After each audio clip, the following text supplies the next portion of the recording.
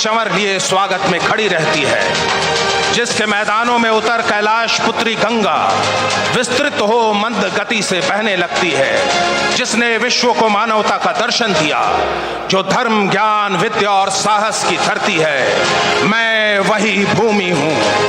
वेदों पुराणों ने मेरी गाथा गाई है। मैं ही विदेह हूँ, मैं ही वज्जी हूँ, मैं ही मिथिला मगध और अंग हूँ, मैं गौरवशाली बिहार हूँ।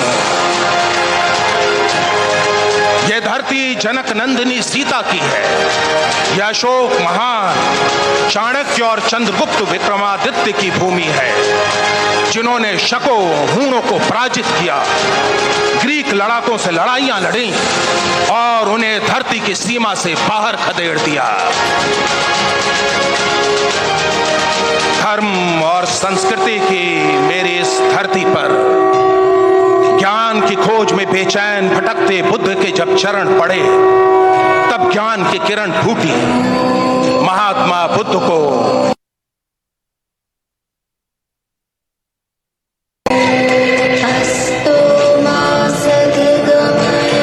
गया और राजगीर की पहाड़ियों में घूम घूम कर बुद्ध ने धर्म का उपदेश दिया और बिहार के जनपद से निकला सत्य अहिंसा मानवता का मंत्र पूरी दुनिया में छा गया और गूंज उठा बुद्धम शरणम गच्छामि। सिर्फ महात्मा बुद्ध ही नहीं, जैन धर्म के 24वें तीर्थंकर महावीर भी मेरी ही धरती वैशाली पर जन्मे थे और यहाँ पाटलिपुत्र की इसी धरती पर पैदा हुए थे सिखों के 10वें गुरु गुरु गोविंद सिंह।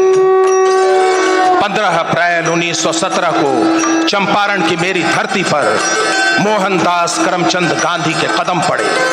अंग्रेजी दमन और नील की खेती पर मजबूर किसानों की भूख मरी और बदहाली देख गांधी जी हिल उठे और अंग्रेजी अत्याचार के खिलाफ संघर्ष का शंखनाद कर दिया।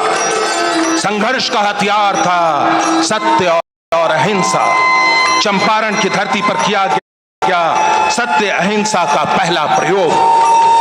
यह धरती संग्राम और संघर्ष की प्रतीक बन गई। चंपारण की धरती ने मोहनदास को महात्मा बनाया और संघर्ष के रास्ते पर चल बिहार अपने पुरखों की परंपरा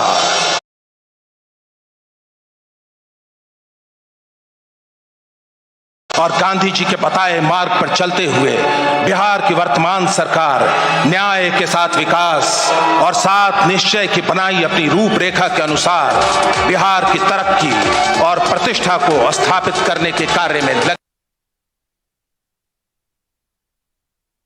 है।